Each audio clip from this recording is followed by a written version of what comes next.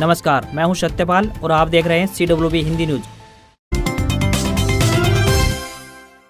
मौसम की जानकारी। 4 दिन बाद दिल्ली, हरियाणा और राजस्थान में पड़ेगी कड़ाके की ठंड, जानिए मौसम का ताजा हाल। पूरे भारत में मौसम का मिजाज बदला हुआ है। उत्तर भारत में बर्फबारी और ठंड का सितम जारी है, तो वहीं दक्षिण भारत की बात करें तो बारिश हो रही है। चक्रवाती तूफान मैंडूस को लेकर अभी भी अलर्ट जारी है। छत्तीसगढ़ में ठंड लगातार बढ़ती जा रही है। इसी बीच मौसम विभाग ने चक्रवात को लेकर अलर्ट जारी किया है। मौसम विभाग के मुताबिक दिल्ली में न्यूनतम तापमान 8 डिग्री तो वहीं अधिकतम तापमान 25 डिग्री सेल्सियस रहने की उम्मीद है। दिल्ली NCR में अभी मौसम स्थिर रहने वाला है, लेकिन आने वाले 3 से 4 दिनों के अंदर भीषण ठंड के संकेत हैं। हिमाचल प्रदेश, जम्मू कश्मीर और उत्तराखंड के ऊंचाई वाले इलाकों में हल्की बर्फबारी की संभावना है। जम्मू कश्मीर और उत्तराखंड में 13 दिसंबर तक बारिश की वजह से ठंड और बढ़ जाएगी। बिहार, उत्तर प्रदेश, हरियाणा, पंजाब, झारखंड, मध्य प्रदेश, छत्तीसगढ़ समेत उत्तर भारत के कई राज्यों में 15 दिसंबर तक ठंड काफी बढ़ जाएगी। IMD ने कहा है कि पुडुचेरी और हरिकोटा में बारिश जमकर होगी, क्योंकि चक्रवाती तूफान मैंडूस यहां से होकर गुजरेगा। आंध्र प्रदेश, कर्नाटक, तमिलनाडु, तेलंगाना, ओडिशा, विदर्भ, मराठवाड़ा, पुडुचेरी,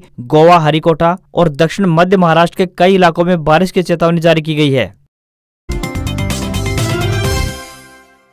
हरियाणा के गांवों में शहरों की तर्ज पर उठेगा कूड़ा, NGT रूल्स होंगे follow, end to end solution अनिवार्य, पंचायत जारी करेगी NOC। हरियाणा के विकास एवं पंचायत मंत्री देवेंद्र सिंह बबली ने कहा है कि 9 सूत्रीय कार्यक्रम के तहत गांव का शहरों की तर्ज पर विकास करवाया जाएगा। पंचायती राज संस्थाओं के चुनाव में आपसी सहमति से जनप्रतिनिधियों का चुनाव करने वाली पंचायतों को लगभग 300 करोड़ रुपए की राशि जारी की जाएगी। बबली नारनौल में जिला स्तरीय पंचायती राज सम्मेलन को संबोधित कर रहे थे। विकास एवं पंचायत मंत्री ने कहा कि सबसे पहले हमें प्रधानमंत्री के स्वच्छ भारत मिशन को आगे बढ़ाना है। इसके लिए सभी जनप्रतिनिधि हर सप्ताह लोगों को साथ लेकर श्रमदान करें। बबली ने कहा कि आने वाले 2 साल में मिलकर गांव में बहुत बड़ा बदलाव करना है। सभी गांव में ई-लाइब्रेरी बनाई जाएंगी, जिसमें महिलाएं व युवा बैठकर UPSC तक की तैयारी कर सकेंगे। गांव की पुरानी पंचायती भवन तथा समाज द्वारा बनाई गई इमारतों का सौंदर्यीकरण करके मैरिज पैलेस की तर्ज पर विकसित किए जाएंगे। गाँव में फिरनियों को पक्का किया जाएगा तथा सोलर लाइटें लगवाई जाएंगी और गाँव के मुख्य मार्गों पर CCTV कैमरे लगाने के लिए ग्रामीण योजना तैयार की जाएगी। उन्होंने कहा कि हरियाणा देश का पहला राज्य है जहां पढ़ी लिखी और युवा पंचायतें चुनकर आई हैं।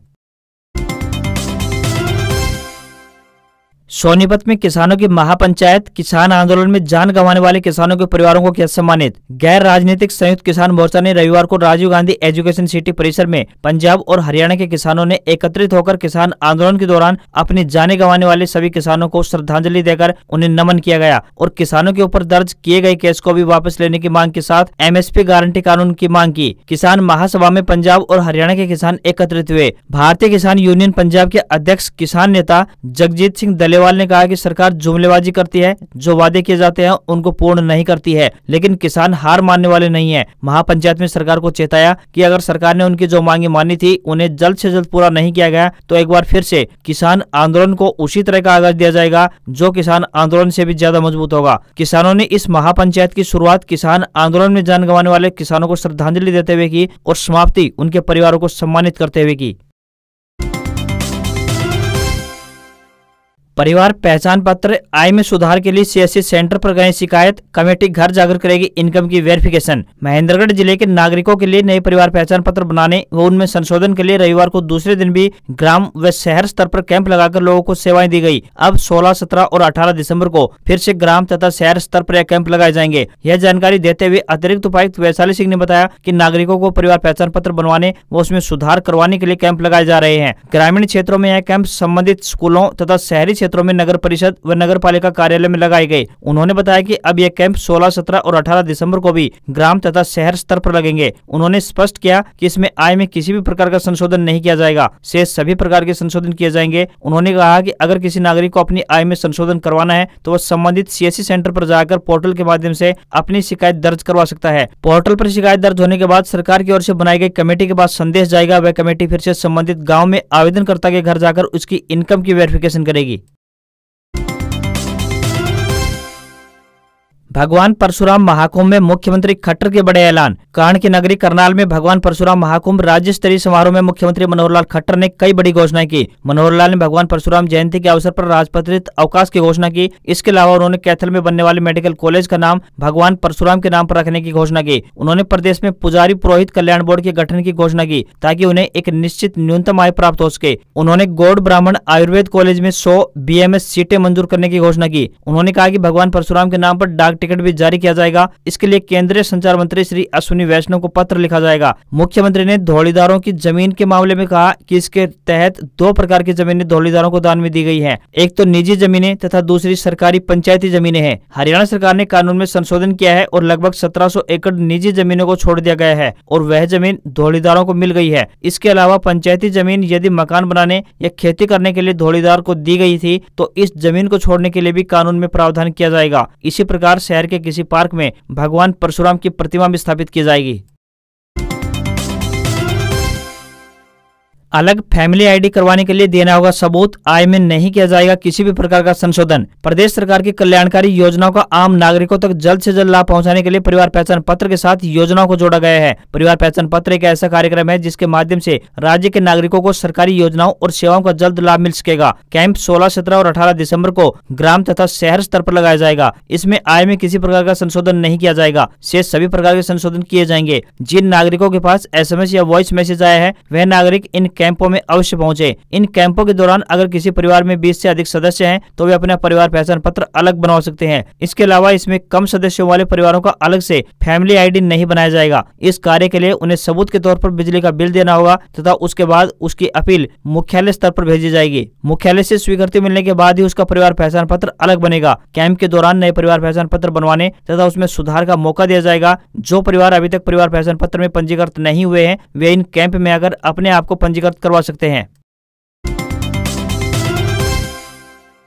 गांव में लाल डोरे के अंदर मकानों और प्लाटों का मालिकाना हक देने के लिए प्रदेश सरकार की ओर से पिछले साल शुरू की गई स्वामित्व योजना ठंडे बस्ते में जाने के बाद एक बार फिर से बाहर निकलने वाली है। इसके लिए प्रदेश के प्रधान सचिव वी उमाशंकर ने शनिवार को सभी जिलों के डीसी को वीडियो कॉन्फ्रेंसिंग के जरिए सख्त निर्देश जारी कर दिए हैं। पंचायत चुनाव के बाद अब योजना पर नए सिरे से कार्य शुरू होने जा रहा है। आपको बता दें कि लाल डोरे के अंदर पड़ने वाले मकानों और प्लाटों का अभी तक मालिकाना हक नहीं था। इस कारण लाल डोरे के अंदर पड़ने वाले संपत्तियों की खरीद फरोख्त नहीं हो पाती थी। प्रॉपर्टी के मालिक होते हुए भी इन पर लोन नहीं लिया जा सकता था। गांव में लाल डोरे के अंदर मकानों और प्लाटों की ड्रोन मैपिंग कराई गई थी जिसमें बड़ी त्रुटियां सामने आई थी। लिस्ट में किसी की संपत्ति का मालिक किसी को दिखा दिया गया था। इसके बाद BDPO कार्यालयों में शिकायतों की भरमार शुरू हो गई। इसके बाद पंचायत चुनाव की मतदाता सूचियों का कार्य शुरू होते ही यह रिकॉर्ड राजस्व विभाग को सौंप दिया गया था। तब से लेकर अभी तक इस मामले में खटाई पड़ती जा रही थी। रेवाड़ी के डीसी अशोक कुमार गर्ग ने कहा है कि सरकार के निर्देशों के अनुसार लंबित कार्यों में तेजी लाकर प्राथमिकता के आधार पर कार्य करें।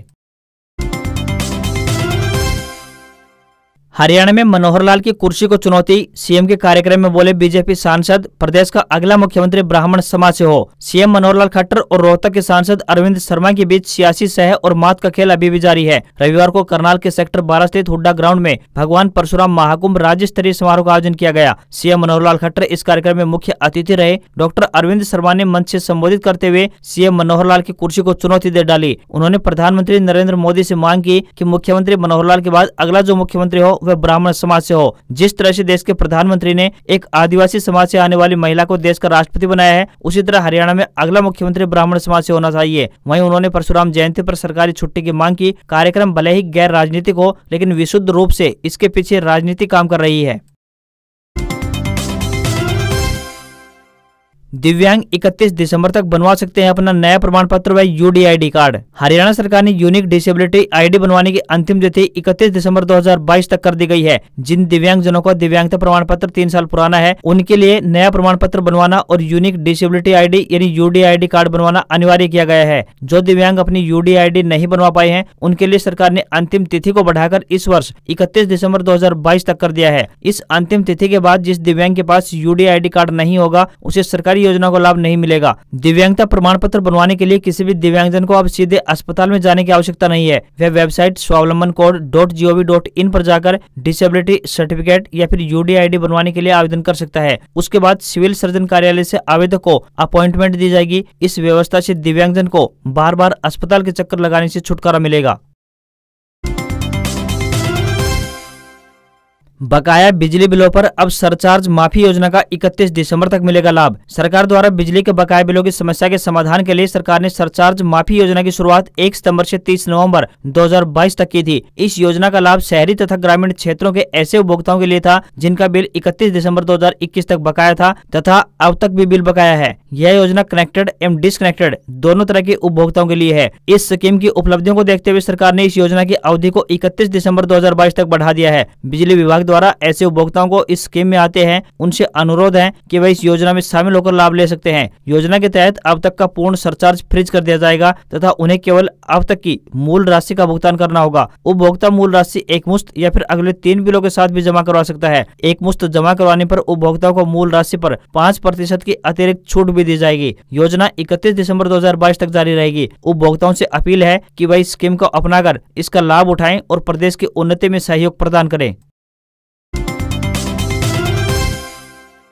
Gurugram university jobs update, clerks में 26 पदों पर आई भर्ती, जल्द भेजें आवेदन। गुरुग्राम यूनिवर्सिटी ने अनेक पदों पर भर्ती के लिए आवेदन मांगे हैं। आपको बता दें कि यह भर्तियां स्थायी आधार पर की जाएंगी। जो भी इन पदों पर आवेदन भेजने के इच्छुक हैं वे आधिकारिक वेबसाइट के माध्यम से अपने आवेदन भेज सकते हैं। आवेदन करने की अंतिम तिथि 3 जनवरी 2023, दस्तावेज जमा करने की अंतिम तिथि 17 जनवरी 2023 तय की गई है। इन पदों की शैक्षणिक योग्यता जानने के लिए उम्मीदवारों को आधिकारिक वेबसाइट पर जाना होगा। इन पदों पर आवेदन भेजने के लिए किसी भी वर्ग के उम्मीदवार को कोई भी आवेदन शुल्क जमा नहीं करवाना होगा। न्यूनतम आयु 18 वर्ष और अधिकतम आयु 42 वर्ष निर्धारित की गई है। इन पदों के लिए उम्मीदवारों को ऑनलाइन आवेदन करने होंगे। उम्मीदवारों से विनम्र निवेदन है कि भर्ती के लिए आवेदन करने से पहले आधिकारिक विज्ञापन अवश्य देख लें।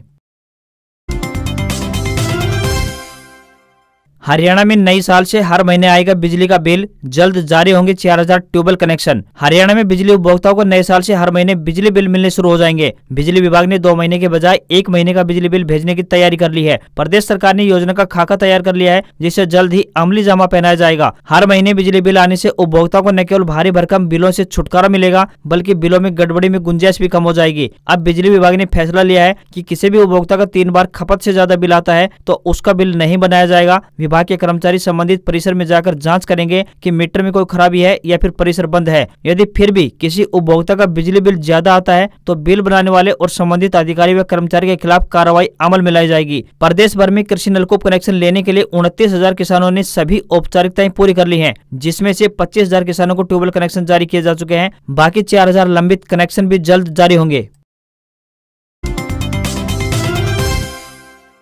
पीएम ने किया गोवा के दूसरे इंटरनेशनल एयरपोर्ट का उद्घाटन। 35 डोमेस्टिक और 18 इंटरनेशनल लोकेशंस की कनेक्टिविटी होगी। प्रधानमंत्री नरेंद्र मोदी ने रविवार को गोवा के मोपा में इंटरनेशनल एयरपोर्ट का उद्घाटन किया। डोबालिम के बाद यह गोवा का दूसरा इंटरनेशनल एयरपोर्ट है। एयरपोर्ट राज्य के पूर्व मुख्यमंत्री और मोदी सरकार में रक्षा मंत्री रहे दिवंगत मनोहर पर्रिकर के नाम पर होगा। 2,870 करोड़ रुपए की लागत से तैयार इस एयरपोर्ट पर हर साल करीब 40 लाख पैसेंजर्स के आने की उम्मीद है। बाद में इसे हर साल 3 करोड़ पैसेंजर्स तक ले जाने का प्लान है। मोपा एयरपोर्ट के जरिए 35 डोमेस्टिक और 18 इंटरनेशनल लोकेशंस तक पहुंचा जा सकेगा। मनोहर इंटरनेशनल एयरपोर्ट गोवा की राजधानी पणजी से 35 किलोमीटर की दूरी पर स्थित है। यह एयरपोर्ट डोबालिम एयरपोर्ट की तुलना में बेहतर सुविधाओं से लैस है। मौजूदा समय में देश में करीब 140 से ज्यादा एयरपोर्ट हैं। सरकार की योजना अगले 5 सालों में 220 हवाई अड्डों को विकसित करने की है। इस मौके पर सिविल एविएशन मंत्री ज्योतिरादित्य सिंधिया ने कहा कि गोवा में पहले ग्रीनफील्ड हवाई अड्डे का उद्घाटन हो रहा है। यह नया इतिहास रचा जा रहा है कि एक शहर में 2 हवाई अड्डे हो गए हैं। इसके पहले पीएम मोदी ने पणजी में 9वीं वर्ल्ड आयुर्वेद कांग्रेस के समापन समारोह में एम्स के आयुष अस्पताल का उद्घाटन किया। इसी के साथ उन्होंने उत्तर प्रदेश के गाजियाबाद में नेशनल इंस्टीट्यूट ऑफ यूनानी मेडिसिन और दिल्ली के नेशनल इंस्टीट्यूट ऑफ होम्योपैथी का वर्चुअल उद्घाटन भी किया।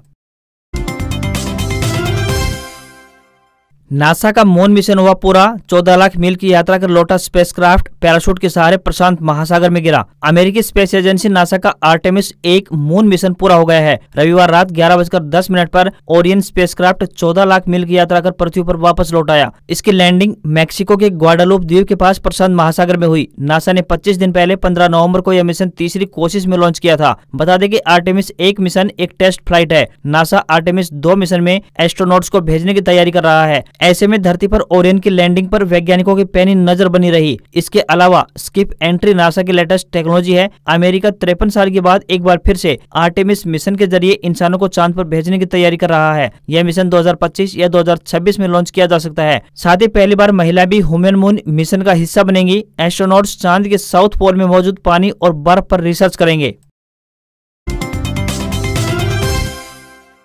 11,000 वैकेंसी, 1 लाख तक मिलेगी सैलरी। बैंक, रेलवे सहित 10 विभागों में भर्तियां। 10वीं पास भी कर सकते हैं अप्लाई। अगर आप बेरोजगार हैं तो ध्यान रखिए, अगले 2 महीने में आपके पास 11,000 से ज्यादा पदों पर नौकरी के लिए ऑप्शन है। इसके लिए 10वीं पास से लेकर ग्रेजुएट तक अप्लाई कर सकते हैं। सबसे खास बात है कि इन जॉब में आप 19,000 रुपए से लेकर 1 लाख रुपए तक की सैलरी हासिल कर सकते हैं। बैंकों महाराष्ट्र में 551, इंडियन नेवी में 275, कर्मचारी चयन आयोग में 4500, अखिल भारतीय आयुर्विज्ञान संस्थान में 254, इंडियन एयरफोर्स में 250, राजस्थान हेल्थ डिपार्टमेंट में 3,309, इंडियन रेलवे में 2,521, स्टेट बैंक ऑफ इंडिया में 64, भारत तिब्बत सीमा पुलिस में 286 और रक्षा मंत्रालय के अधीन आने वाले भारत इलेक्ट्रॉनिक्स लिमिटेड में 260 पदों पर भर्तियां की जाएंगी। रिटन टेस्ट, फिजिकल टेस्ट और डॉक्यूमेंट वेरिफिकेशन के आधार पर कैंडिडेट्स का सिलेक्शन किया जाएगा। आज खबरों में बस इतना ही। देखते रहिए CWB हिंदी न्यूज। नमस्कार।